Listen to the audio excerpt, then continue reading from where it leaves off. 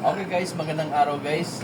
For today's video, mag-refill tayo ng coolant ng ating motor dahil sa pag-check ko kanina, napansin ko yung coolant level nitong motor na to ay nasa almost lower level na.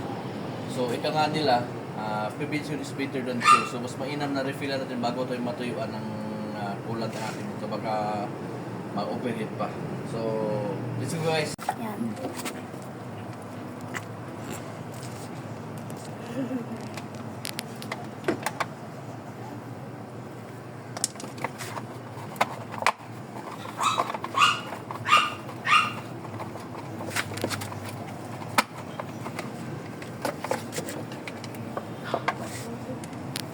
Ayan na.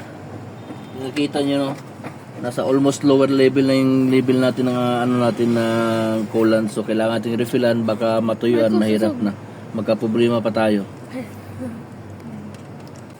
So ito guys, ito yung i-refill natin genuine na galing sa Honda talaga na coolant. So para legit talaga na ano, wala hindi magka-problema yung makina natin. So gagamitin natin is galing din sa Honda na genuine na ano, genuine na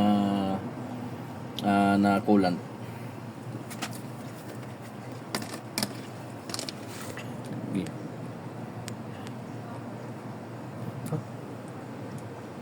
So dandahan lang sa pag ano.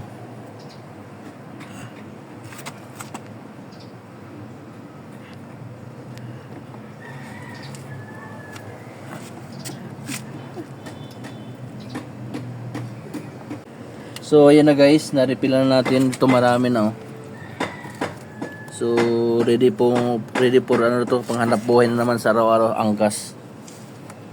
Oh, yun lang guys. Yun lang guys. Maraming salamat.